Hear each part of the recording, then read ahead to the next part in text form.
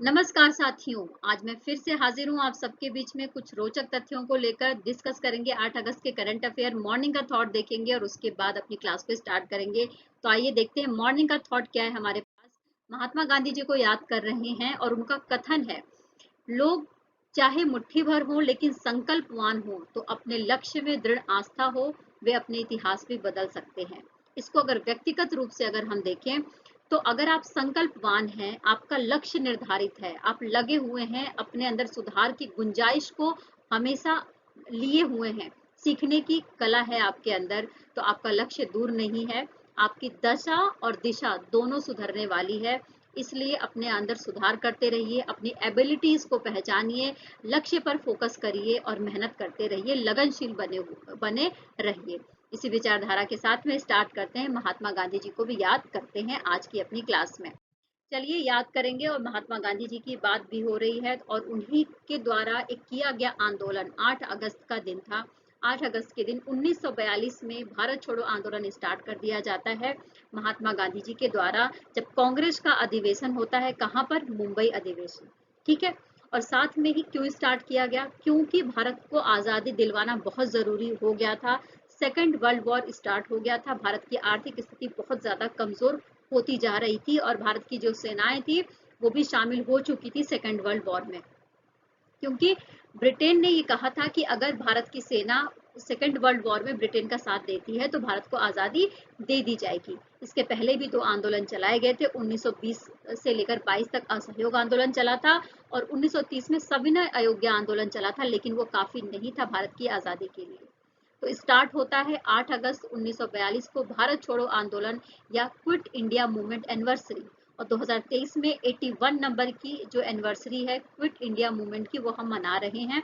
इसके पीछे का रीजन ये है क्योंकि ये दिन बिल्कुल लैंडमार्क था भारत की आजादी के लिए, तो उसकी याद में ये मनाया जाता है। अच्छा देखो, अब क्या था, अब घोषणा तो कर दी गई भारत छोड़ो आंदोलन की, लेकिन जो नारा दिया गया था करो या मरो का नारा, वो कहाँ पर दिया गया था महात्मा गांधी जी के द्वारा? तो वो नारा दिया गया था मध्य प्रदेश के ग्वालियर में, ग्वालियर टैंक मैदान में। ये जो करो या मरो का जो नारा था ये भी बहुत इंपॉर्टेंट था, क्योंकि स्थिति आ गई थी, या तो स्वतंत्रता ले लेनी है या तो जान गंवा देनी है। इस स्थिति में हम आ चुके थे। और ये जब भीड़ इकट्ठी हुई थी यहाँ पर ग्वालियर टैंक मैदान में, तो उस समय ग्रैंड ओल्ड लेडी के नाम से हम जानते हैं अरुणा आसफ अली को, इनके द्वारा, अरुणा आसफ अली के द्वारा भारत छोड़ो आंदोलन को बढ़ावा देने के लिए राष्ट्रीय ध्वज फहराया गया था। एग्जाम में पूछ लिया जाता है। इसके बाद जो ये करो या मरो का नारा है, ये किसके द्वारा बनाया गया था? तो ये बनाया गया था यूसुफ मेहर अली के द्वारा। यूसुफ मेहर अली के द्वारा बनाया गया था। और जब साइमन कमीशन भारत आया था तो साइमन गो बैक का नारा भी इन्हीं के द्वारा बनाया गया था, जो अपना लिया गया था कब? भारत छोड़ो आंदोलन के दौरान। Okay, clear? आई होप कि आपने सारी बात अच्छे से समझ ली होगी। अच्छा देखो, इसके बाद क्या होता है, दो आंदोलन जैसा कि मैंने आपको पहले ही बताया कि चलाए जा चुके थे। इसके बाद ब्रिटेन फिर भी भारत को आजादी देने के लिए तैयार नहीं था। भारत मान गया था, भारत की सेनाएं शामिल हो गई थी, लेकिन ब्रिटेन आजादी नहीं दे रहा था। उसने क्या बोला कि क्रिप्स मिशन को भेजेंगे 1942 में। तो क्रिप्स मिशन को भेजा गया था 1942 में, लेकिन इसकी जो बातें थी वो भारतीय नेताओं को समझ में नहीं आई, है ना, जिसकी वजह से इन्होंने क्रिप्स मिशन का विरोध करा और उसकी बातें न मानने का डिसीजन लिया। साथ में ही ये बोला गया कि भारत को आजादी उसकी शर्तों पर चाहिए, न कि ब्रिटेन की शर्तों पर। और ये बोला गया कि अगर अभी ब्रिटेन जो है वापस चला जाता है तो एक काम चलाओ सरकार हम बनाएंगे और उस सरकार के माध्यम से हम अपने देश का जो कामकाज है वो संभाल लेंगे। सेकेंड वर्ल्ड वॉर स्टार्ट था, भारत की स्थिति खराब होती जा रही थी, अंग्रेजी हुकूमत धीरे धीरे कमजोर होती जा रही थी, क्योंकि जब भारतीयों ने देखा कि युद्ध में ब्रिटेन की स्थिति खराब हो सकती है, तो भारतीयों के मन में ये बात आई कि जब ब्रिटेन हार सकता है दूसरे देशों से, तो हमारे देश से क्यों नहीं हार सकता है। इस बात को ध्यान में रखते हुए ही भारत छोड़ो आंदोलन स्टार्ट कर दिया जाता है 1942 में। साथ में ही 1942 से स्टार्ट होकर 1944 तक ये चला है आंदोलन, और 1944 में इसको बलपूर्वक समाप्त कर दिया जाता है भारत छोड़ो आंदोलन को अंग्रेजों के द्वारा। लेकिन जो आग थी भारतीयों के सीने में, अभी वो जल रही थी स्वतंत्रता को पाने के लिए, अभी वो बुझी नहीं थी। और आपको मैं बताऊं, उस समय भारत में इतनी एकता और इतना ज्यादा भाईचारा था कि उसके बल पर उन्होंने अंग्रेजों के नाक में दम कर दिया था। तो एक लैंड मार्क के रूप में हम जानते हैं भारत छोड़ो आंदोलन को। क्लियर। नेक्स्ट हम बात करेंगे रविंद्रनाथ टैगोर जी के बारे में। रविंद्रनाथ टैगोर जी की पुण्यतिथि मनाई जाती है 7 अगस्त को। 1941 में 7 अगस्त के दिन ही रविंद्रनाथ टैगोर जी की मृत्यु हो जाती है। आपको मैं बताऊं कि ये एक उपन्यासकार के रूप में, एक साहित्यकार के रूप में, एक गीतकार के रूप में हम इन्हें जानते हैं, है ना। और इनके द्वारा गीतांजलि लिखा गया था जिसके लिए इनको नोबेल प्राइज दिया गया था, ये भी हमें पता है अच्छे से। साथ में इनको नाइटहुड की उपाधि दी गई थी 1915 में, है ना। 1915 में इनको नाइटहुड की उपाधि दी गई थी जॉर्ज पंचम के द्वारा, और 1913 में इनको नोबेल पुरस्कार दिया गया था। अपने कविताओं के लिए लगभग 2000 गीत इनके द्वारा लिखे गए थे, 84 लघु कथाएं और 8 उपन्यास, और जिसमें हमारे देश का जो राष्ट्रीय गान है जन गण मन वो भी इनके द्वारा लिखा गया है। और अमार सोनार बांग्ला, जो बांग्लादेश का राष्ट्रीय गान है, वो भी इनके द्वारा ही लिखा गया है। जब अब अप्रैल 13 अप्रैल 1919 13 अप्रैल 1919 को जलियांवाला बाग हत्याकांड होता है, उसके दौरान इन्होंने अपने नाइटहुड की उपाधि को वापस कर दिया 31 मई 1919 को, क्योंकि जलियांवाला बाग हत्याकांड में बुरी तरीके से भारतीयों को पकड़कर मारा गया था। तो इससे बहुत ज्यादा ये प्रभावित हुए थे और नाइटहुड की जो उपाधि इनको मिली थी, इन्होंने अंग्रेजों को वापस कर दिया था। तो एक बहुत ही फेमस पर्सनैलिटी थे, भारत के लिए ही नहीं पूरे विश्व के लिए, इसलिए इनको विश्व गुरु के नाम से भी हम जानते हैं। किसे? रविन्द्रनाथ टैगोर जी को। क्लियर। आइए नेक्स्ट बात करते हैं। स्क्रीन पर आप देख रहे हैं ये कौन है? तो ये हैं नीरज चोपड़ा जी। नीरज चोपड़ा जी के द्वारा 2021 में जब टोक्यो ओलंपिक हुआ था, तो टोक्यो ओलंपिक में 7 अगस्त के दिन 87.5 मीटर की दूरी तक भाला को फेंका गया, यानी कि जो जेवलिन थ्रो था वो किया गया था, और ये एक रिकॉर्ड था जिसकी वजह से टोक्यो ओलंपिक में भारत को गोल्ड मेडल जीता था, और इस तरीके का पहली बार भारत ने गोल्ड मेडल जीता था। तो इनकी इस उपलब्धि को सराहना करने के लिए, इस उपलब्धि के बारे में लोगों को और ज्यादा बताने के लिए, जागरूक करने के लिए ही भारतीय एथलेटिक्स फेडरेशन के द्वारा 7 अगस्त को नेशनल जेवलिन दिवस मनाया जाता है। इसके बाद ज्यूरिख में डायमंड लीग होता है, तो डायमंड लीग के फाइनल में भी इन्होंने डायमंड लीग का खिताब जीत लिया, क्योंकि इनके द्वारा 89.09 मीटर जेवलिन थ्रो किया गया। क्लियर। आई होप कि आपने समझ लिया होगा।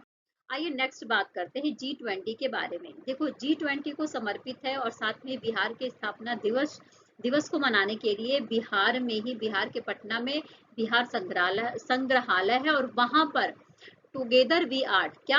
टुगेदर वी आर्ट नाम का एक विशेष कला प्रदर्शनी लगाई गई है। 7 अगस्त से स्टार्ट करी गई है, 2 महीने तक चलेगी, 7 अगस्त से लेकर 7 अक्टूबर तक, जिसका उद्घाटन किसके द्वारा किया गया? तो स्क्रीन पर आप देख सकते हैं बिहार के मुख्यमंत्री नीतीश कुमार जी, उनके द्वारा इसका उद्घाटन कर लिया गया है, और लगभग 29 देश इसमें पार्टिसिपेट करेंगे। ओके। G20 के बारे में बात करें तो ये इसकी स्थापना 1999 में करी गई थी। दुनिया के 20 देशों का समूह है जो आर्थिक स्तर पर, डिजिटली, ऊर्जा के क्षेत्र में, जलवायु के क्षेत्र में एक दूसरे संस्कृति कल्चर के क्षेत्र में एक दूसरे के साथ सहयोग के बारे में हर साल किसी न किसी एक सदस्य देश के यहाँ इनकी मीटिंग होती है, और पूरे साल के लिए होती है। ये जो अध्यक्षता है वो एक देश से दूसरे देश को क्या करी जाती है? दे दी जाती है। और इस बार जो ये अध्यक्षता है G20 की, वो कौन कर रहा है? भारत कर रहा है। और भारत की जो टैगलाइन है वो क्या है? तो वसुधैव कुटुंबकम, one earth, one family, one future. Okay. Clear. Patna के बारे में बात करें तो पटना जो है भारत के मैप में आपको मध्य प्रदेश से बिल्कुल सटा हुआ देखने को मिल जाएगा। इसका एक राज्य के रूप में फॉर्मेशन कब किया गया था, गठन कब किया गया था? तो 22 मार्च को 1912 में, 1912 में 22 मार्च को इसका गठन किया गया था। राजधानी इसकी पटना है, इसके डिस्ट्रिक्ट 38 है। राज्यपाल इसके कौन है? तो राजेंद्र अर्लेकर। मुख्यमंत्री नीतीश कुमार, उप मुख्यमंत्री तेजस्वी यादव। राज्यसभा में 16 सीटें यहाँ से जाती हैं, और लोकसभा में 40 सीटें यहाँ से जाती हैं। इसीलिए लोकसभा चुनाव में बहुत ही इंपॉर्टेंट रोल अदा करता है बिहार। आइए नेक्स्ट बात करते हैं, बिहार से रिलेटेड न्यूज है। तो बिहार का जो पश्चिमी चंपारण जिला है, वहां पर वाल्मीकि टाइगर रिजर्व है, ठीक है, जिसको VTR कहते हैं शॉर्ट फॉर्म में। वाल्मीकि टाइगर रिजर्व है। यहाँ पर गैंडों को संरक्षण देने के लिए बिहार सरकार के द्वारा एक टास्क फोर्स बनाई गई है। उस टास्क फोर्स का नाम क्या है? राइनो टास्क फोर्स, है ना। राइनो यानी राइनासोरस से रिलेटेड है, तो राइनो टास्क फोर्स की स्थापना करी गई है बिहार सरकार के द्वारा वाल्मीकि टाइगर रिजर्व में जो गैंडे हैं उनको संरक्षण देने के लिए। और ये वाल्मीकि टाइगर रिजर्व कहाँ है? तो बिहार का जो पश्चिमी चंपारण डिस्ट्रिक्ट है वहां पर आपको देखने को मिल जाएगा। प्रेजेंट टाइम में जो ये वाल्मीकि टाइगर रिजर्व है इसमें 14 गैंडे हैं और इनकी संख्या को बढ़ाने के ऊपर काम किया जाएगा राइनो टास्क फोर्स के माध्यम से। Okay, clear. देखिए, बिहार का जो पश्चिमी चंपारण है वहां पर वाल्मीकि टाइगर रिजर्व है, ये बात कर लिया था मैंने। अच्छा देखो, वाल्मीकि टाइगर रिजर्व को 1919 में 18वां टाइगर रिजर्व के रूप में स्थापित किया गया था। 1919 नहीं, 1990 में इसकी स्थापना करी गई थी 18वें टाइगर रिजर्व के रूप में। और अभी प्रेजेंट टाइम में 2022 में जब बाघों की गणना करी गई तो देखा गया कि इस टाइगर रिजर्व में 54 बाघ हैं। कितने बाघ हैं? 54 बाघ हैं। क्लियर। देखिए, हम बात कर रहे हैं अमित शाह जी के बारे में, जो हमारे देश के सहकारिता मंत्री भी हैं और गृह मंत्री भी हैं, ठीक है। तो इनके द्वारा जो सहकारी समितियों का केंद्रीय रजिस्ट्रार है, कहाँ पर स्थित है ये? तो महाराष्ट्र के पुणे में स्थित है।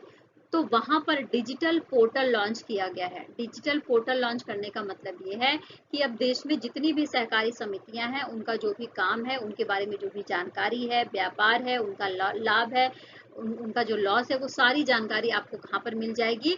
तो इस डिजिटल पोर्टल के माध्यम से मिल जाएगी।